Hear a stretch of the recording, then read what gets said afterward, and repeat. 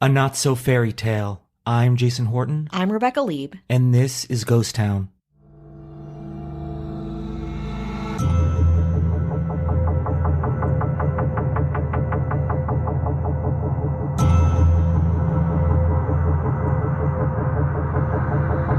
In 1917, 10-year-old Frances Griffiths and her mother moved from South Africa to the small village of Cottingley in West Yorkshire of the United Kingdom. They stayed with Frances's aunt and uncle, Polly and Arthur, who had a daughter of their own, a teenager named Elsie. Frances and Elsie were close, playing together in the backyard garden, going by the stream, and generally just being fancy, uptight British kids playing in the woods.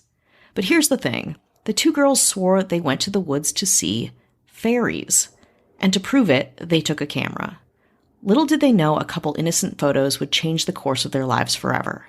Today we're talking about the mysterious Cottingley fairies, a bizarre phenomenon that took Great Britain by storm. Elsie's dad Arthur loved photography and was known for being an amateur photographer around town.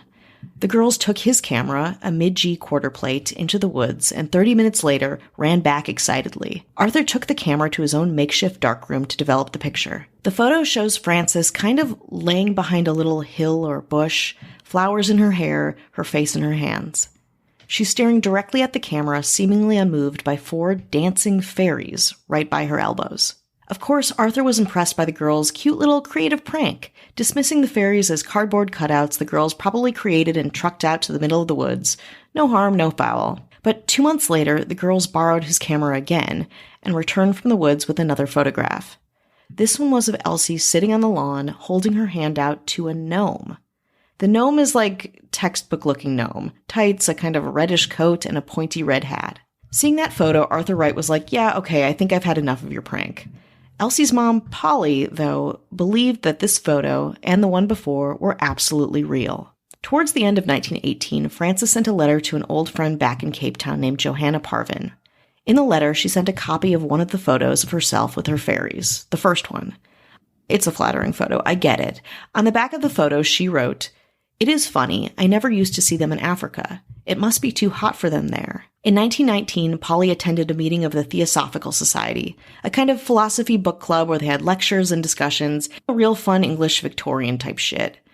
The lecture that evening was on fairy life, and at the end of the meeting, Polly Wright stood up and showed 2 fairy photographs taken by her daughter and niece. The crowd went wild, and the photographs were displayed at the Society's annual conference a few months later. There they caught the eye of one of the Society's most powerful members, Edward Gardner, who recognized that the photos were a tool to gain traction for the Theosophical Society and its ideals, one of which was that humanity is undergoing a cycle of evolution towards increasing perfection. If that sounds familiar to you, it's because it's used a lot in religions and philosophies, for better or worse. Think eugenics or Mormonism. That being said, seeing these photos made Gardner think that possibly the next cycle of evolution was underway. Gardner sent the prints and original negatives to Harold Snelling, a local photography expert. Snelling said that, quote, "the 2 negatives are entirely genuine, unfaked photographs, with no trace whatsoever of studio work involving card or paper models." He did not, however, specifically say the picture showed fairies, only that they were straightforward photographs of whatever was in front of the camera at the time. But hey, good enough for Gardner, who immediately started selling prints of the photos at his lectures.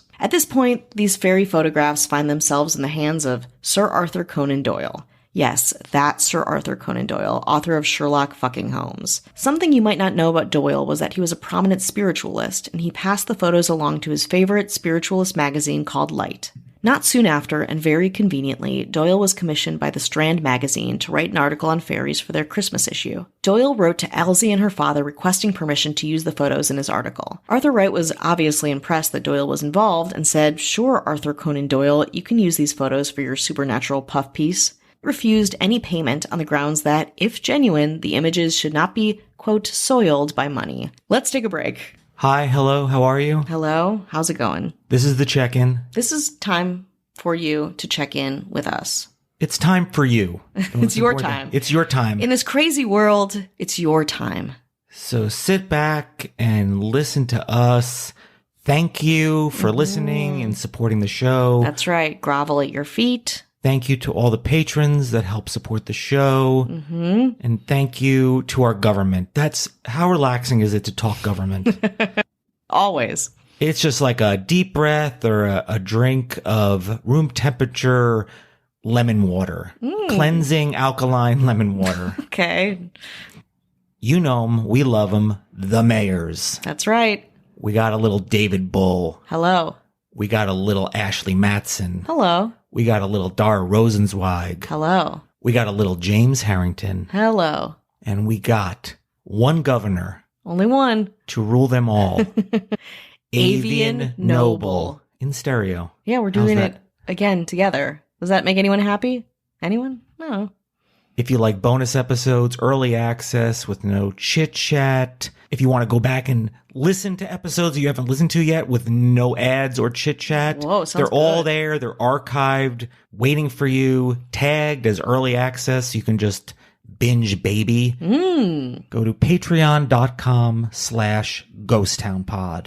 And we have one Apple Podcast review, but it's a goodie. Oh. Love it. 5 stars. Love this podcast. The topics are interesting and thought-provoking. The hosts have pleasant voices, especially with the Invisalign that I'm using right now. Oh, interesting. You didn't even notice, did you? Wow. I noticed it. I didn't. I personally enjoy the added banter. I'm interested in what Rebecca and Jason have to say. Overall, a great podcast from Milka11 in the US&A. Someone is interested in what we have to say. And the sound of our voices. Oh my God. Wow. I don't know what to say. I'm flattered. My impulse is to give you money. So tell me where to write a check. People should just start adding their Venmos to these kind reviews. Yeah. You never know. If you put your Venmo at the bottom, who knows what'll happen? Yeah. Maybe I don't. That's the mystery. That's right. How compelling is that mystery? You leave a review and leave your Venmo, maybe somebody gets $1. I don't know. Maybe somebody gets $1,000. Nobody's getting $1,000. Not in money, but maybe in experiences. I don't even want to know what that equates to. But you know what? Maybe the world of photography and Sherlock Holmes. So we've got fairies and fairy photos out in the world, creating a huge discussion in Great Britain. Gardner and Doyle sought a certificate of authenticity on the fairy photos from Kodak, who, upon looking at the photos, said that, quote, they show no signs of being faked, and that they could not be taken as conclusive evidence that they were authentic photographs of fairies. So Kodak declined to issue a certificate of authenticity for them. The prints were also examined by another photographic company with a less famous or cool name called Ilford, who reported that there was, quote, some evidence of faking. Gardner and Doyle, of course, were like, let's just call these photos real and, keep getting money and attention for them, okay? Cool? Cool. In 1920, Gardner goes to visit the Wright family with 2 folding plate cameras and 24 secretly marked photographic plates and gives the cameras to Elsie and Frances. Gardner described this experience in his 1945 book called Fairies, a book of real fairies, as, I went off to Cottingley again, taking the 2 cameras and plates from London, and met the family and explained to the 2 girls the simple working of the cameras, giving one to each to keep. The cameras were loaded, and my final advice was that they need to go up to the glen only on fine days, as they have been accustomed to do before, entice the fairies, as they called their way of attracting them, and see what they could get. I suggested only the most obvious and easy precautions about lighting and distance, for I knew it was essential that they should feel free and unhampered and have no burden of responsibility. If nothing came of it all, I told them they were not to mind a bit. Frances and Elsie insisted that the fairies would not show themselves if others were watching, convenient, so everybody left and the girls, surprised, took a couple more photos of the fairies. In the first photo, Frances and the leaping fairy, Frances in curly hair and a big bow is shown in profile staring down a fairy. The second, fairy offering a posy of harebells to Elsie, is a photo that shows a fairy hovering over a branch and offering Elsie a flower. 2 days later, the girls took the last picture, fairies in their sunbath, which is pretty self-explanatory. Gardner sent the photos to Doyle, who flipped out. More photos for his article writing, perfect. With Doyle's fairy evidence, the December 1920 issue of The Strand sold out within days of publication. To protect the girls' anonymity, Frances and Elsie were called Alice and Iris, and the Wright family was referred to as the Carpenters. Doyle was sure his article would start a revolution. He ended the piece with these words: the recognition of their existence will jolt the material 20th century mind out of its heavy ruts in the mud and will make it admit that there is glamour and a mystery to life. Early press coverage of the photos in Doyle's article were all over the place. Most people thought it was a child's hoax. Some people, again, spiritualism was huge at the time, thought it was a miracle. Doyle used the later photographs for another article in The Strand, in which he described other accounts of fairy sightings. Gardner made a final visit to Cottingley in August 1921, bringing along a famed occultist named Geoffrey Hodson. At that point, the girls were over fairies and all the attention they were getting, and produced no more fairies or photos of fairies, though Hodson himself wrote an article that he saw fairies everywhere, writing tons of notes on his magical wooded backyard experience. The girls played along, but later said that they considered Hodson a fake. After 1921, fairy mania calmed down. Elsie and Frances grew up, got married, and moved abroad. But more than 40 years later, in 1966, a reporter from the Daily Express newspaper traced Elsie, who was then back in England. She admitted to the reporter that the fairies might have been, quote, figments of my imagination. But she said it was possible that she had somehow managed to photograph her own thoughts. This interview brought renewed interest in the photos, and in September 1976, Elsie and Frances were interviewed for a broadcast on Yorkshire television.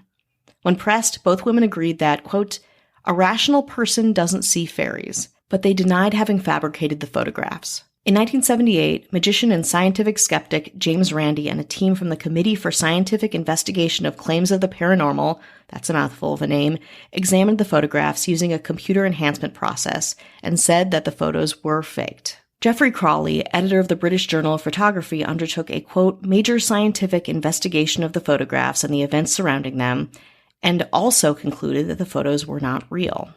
Finally, in 1983, in their 80s, the cousins admitted to the magazine The Unexplained that the photographs had been faked, although both maintained that they really had seen fairies. They made the photos by copying illustrations of dancing girls from a popular children's book of the time, Princess Mary's Gift Book, and drew wings on them. They then cut out the cardboard figures and posed with them for photos, disposing of their props when they were done. But the cousins disagreed about the fifth and final photograph, fairies in their sunbath. Elsie said it was a fake, just like all the others, but Frances insisted that it was genuine. In a 1985 interview on Yorkshire Television's Arthur C. Clarke's World of Strange Powers, Elsie and Frances admitted that they were too embarrassed to come clean after fooling Arthur Conan Doyle, the author of Sherlock Holmes. Elsie said, quote, 2 village kids and a brilliant man like Conan Doyle, we could only keep quiet. In the same interview, Frances said, quote, I never even thought of it as being a fraud. It was just Elsie and I having a bit of fun, and I can't understand to this day why they were taken in. They wanted to be taken in.